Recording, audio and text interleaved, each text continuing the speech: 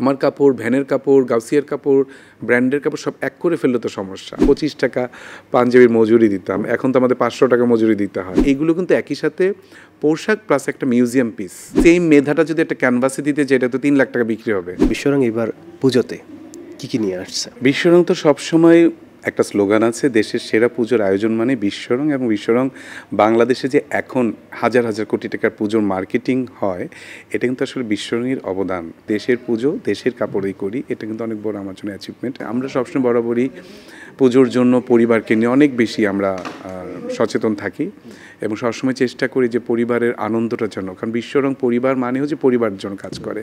প্রত্যেকটা বয়সে একদম 80-85 বছর বয়সের থেকে শুরু করে দাদা দাদি, নানা নানি বা ঠাকুমা দিদিমা, মা বাবা, ছোট ছোট বাচ্চা বা তরুণ তরুণী সব বয়সের জন্য আমাদের আয়োজন থাকে।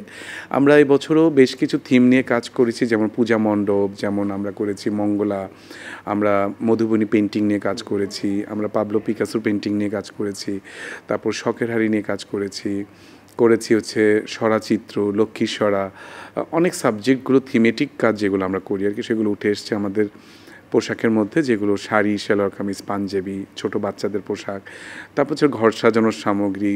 ওয়ালটন এখন দেশের সীমানা পেরিয়ে পৌঁছে গিয়েছে 50টিরও বেশি দেশে। ওয়ালটন, ঘরে ঘরে বিশ্বজুড়ে। কেনাকাটার পরেই প্রধান বিষয়টা থাকে জুয়েলারির একটা পার্ট থাকে।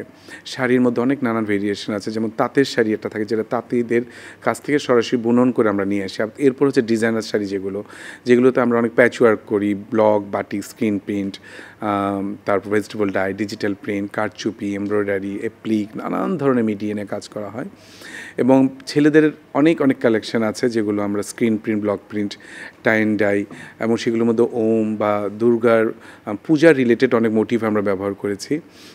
সাধারণত সকালবেলার এই পোশাকগুলো আমরা পরার জন্য আয়োজনটা করি। এছাড়া রাতের জন্য সিল্ক ম্যাটেরিয়াল যেগুলো মাসলিন বা এন্ডি সিল্ক, বলাকা সিল্ক, তারপর দোপিয়ান, এইগুলো তো যেই পরিমাণ গরম পড়ে একটু হাফ সিল্ক, কটন, এগুলো বেশি প্রায়োরিটি পায়। প্রাইসটা কীরকম কিংবা কোনো অফার আসলে আছে কিনা? আমাদের অফার আছে, যেটা আসলে মেম্বারদের জন্য। আমরা বিশ্বরঙের মেম্বার যারা, তারা কেনাকাটা করলেই পাচ্ছেন 15% ডিসকাউন্ট। এছাড়া অনলাইনে কেনাকাটা করলে ওয়েবসাইট আমাদের biswarang.com.bd, ওখানে অর্ডার করলে 10% ডিসকাউন্ট পাচ্ছে। এছাড়া আমাদের বিকাশ বা আরও বিভিন্ন ব্যাংকের সাথে আমাদের কন্ট্যাক্ট আছে, যাদের ওই ব্যাংকের কার্ড দেখালে বিশ্বরঙতে 10% ডিসকাউন্ট পায়। আর বিশ্বরঙের পোশাক যে কতটুকু দাম, সেটা 30 বছর এটা পরীক্ষিত, কারণ আমরা এখানে ডিজাইনাররা কাজ করে। এখানে কিন্তু সদরঘাট থেকে, ইসলামপুর থেকে নিয়ে আসে না, বা চায়না থেকে ইম্পোর্ট করে না, এখানে কিন্তু ডিজাইনাররা কাজ করে। এই জিনিসটা অনেকে বুঝতে ভুল করে। স্বাভাবিকভাবে যখন পকেটে টাকা কম থাকে তখন এটার দাম মনে হয় বেশি, কিন্তু আমরা সবসময় আমাদের এই ক্ষেত্রে অনেক বড় একটা যুদ্ধ থাকে শুরু থেকে, যে আমরা যেন কাস্টমারদের সাধ্যের মধ্যে দিতে পারি পোশাকটা। আমরা একটা সময় 30 বছর আগে 25 টাকা পাঞ্জাবির মজুরি দিতাম, এখন তো আমাদের 500 টাকা মজুরি দিতে হয়। তা আমাদের জীবন কোথায় গেছে আমরা তো সবাই কম বেশি জানি। কেন যেন দেশের কাপড় কিনতে আসলেই মনে হয় পকেটে টাকা নাই। কিছু মানুষের বেসিক চিন্তা হচ্ছে দামি কাপড় কিনবো বিদেশি, আর দেশের কাপড় মানে কম দাম। এটা আসলে ভুল ধারণা। এখানে আর্টিস্টরা কাজ করে, অতএব এখানে অনেক এক্সপেন্সিভ এক্সক্লুসিভ ডিজাইন হচ্ছে, যেগুলো আসলে এক্সপেন্সিভ বলতে আমরা টাকার কথা বোঝাচ্ছি না, এগুলো অনেক গবেষণামূলক কাজ। আপনি আজকে যেই শাড়িটা কিনবেন, যে পাঞ্জাবিটা কিনবেন, এটা 20 বছর পরে ঠিক একই রকম আবেদন দিবে। আমি যে যতগুলো থিমের কথা বললাম, এই থিম নিয়ে সারা পৃথিবীতে কয়জন কাজ করে? আমরা কিন্তু কাজ করি।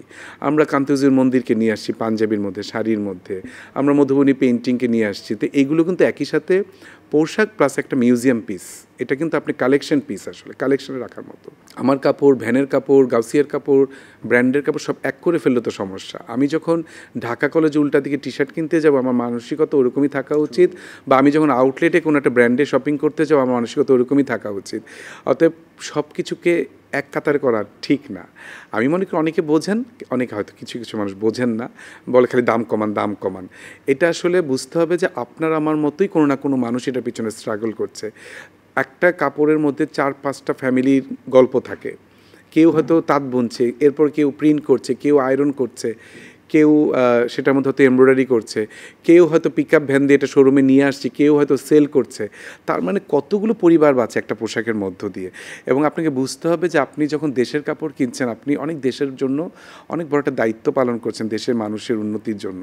অতএব অত দায়িত্ববোধ যখন আপনার মাথার মধ্যে থাকবে, তখন কিন্তু আসলে একটা 800 টাকার শাড়ি কোনো ম্যাটার করে না, বা 1200 টাকা একটা পাঞ্জাবি আপনি বিশ্বরঙ্গের মতো জায়গা পান। আমি একটা পেন্টিংয়ে পাশ করা একজন 13 বছর ধরে চারুকলা লেখাপড়া করে এসে আপনাকে 1300 টাকা পাঞ্জাবি দিচ্ছি, অথচ আমি সেই মেধাটা যদি একটা ক্যানভাসে দিতে যাই, এটা তো 3 লাখ টাকা বিক্রি হবে। আমি তো সেদিকে তাকাচ্ছি না, আমি তাকাচ্ছি আমার দেশের মানুষের দিকে, আমার তাঁত শিল্পীদের দিকে, আমার দেশের মানুষের জনসংখ্যা যারা সারাক্ষণ বেকার থাকে তাদের পিছনে কাজ করছি। কতগুলি মানুষ একটা প্রতিষ্ঠানকে ঘিরে কাজ করে, আমার মতো অনেক প্রতিষ্ঠান আছে যারা বেকারত্ব দূর করছে। আপনি তার পাশে দাঁড়াচ্ছেন, আপনাকে আসলে মানসিকতাটা ওই জায়গাটা নিতে হবে। ইয়ং জেনারেশন যারা আছে তারা যদি উদ্যোক্তা হতে চায়, কোন বিষয়গুলো আসলে লক্ষ্য রাখা উচিত? প্রথম লক্ষ্য রাখা উচিত, কাউকে কপি করার দরকার নেই, কারো মতো হওয়ার দরকার নেই। প্রথম লক্ষ্য থাকতে হবে এই জেনারেশনে যে সে তার ইউনিক কোনো বিষয় নিয়ে আসবে, এমন কোনো কনসেপ্ট নিয়ে আসবে যেটা বাংলাদেশে কখনো হয়ই নেই। যদি এরকম ভাবতে পারে যে পৃথিবীতে হয়নি, তাহলে তো আরও ভালো। আমরা কি করছি, আমরা এই যে অনলাইন নামক একটা এটা তো এখন একটা ভাইরাসের মতো, আসলে যার যা খুশি করছে সে ফেসবুকের কল্যাণে।